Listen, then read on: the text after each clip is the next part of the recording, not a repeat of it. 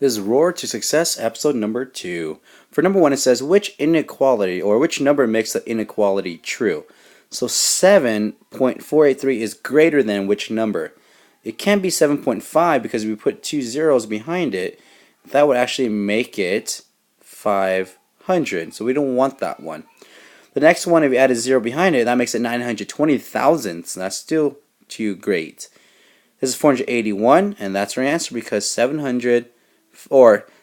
481 thousandths is less than 7 and 483 thousandths. And obviously the last one is too high. That's 497, which is greater than 483. We're trying to find the number that is less than 7 and 483 thousandths to make it true. For number 2, it says enter the product. So we're just going to multiply normally. I'm going to imagine that the 4 and 7/800ths is actually just a whole number, and we multiply it by 5. 5 times 8 is 40, so we can carry our 4. 5 times 7 is 35. Add 4 would be 39. Carry the 3. 5 times 4 is 20. Add 3 is 23. And we have to remember that there's going to be 1, 2 decimal places after the decimal, so that's the hundredths place. So we're going to have 2 numbers behind the decimal as well. So our final answer is going to be 23 and 9/10. You can leave the 0 there to make it 90 hundredths, or you can just say 23 and 9/10.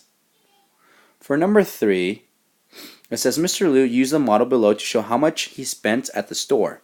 How much did he spend? So every large square represents $3 and every small square represents 25 cents. So before I went to the store, that's $3 plus $3 plus $3 plus $3.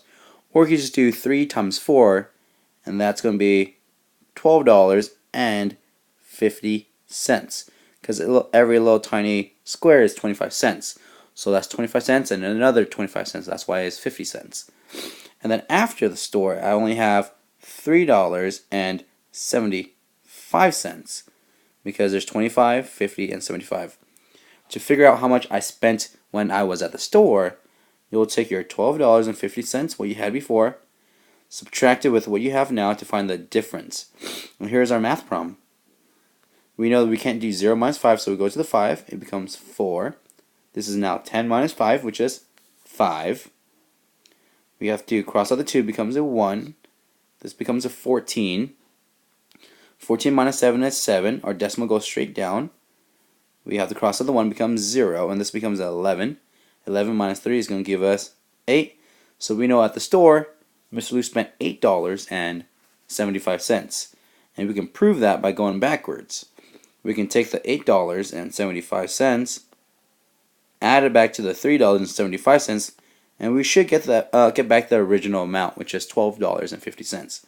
5 plus 5 is 10, carry the 1. 7 plus 7 is 14, add a 1 is 15, carry the 1. 1 plus 8 is 9, and 9 plus 3 is 12, and we get back the $12.50. So we know we did it correctly. The answer is $8.75.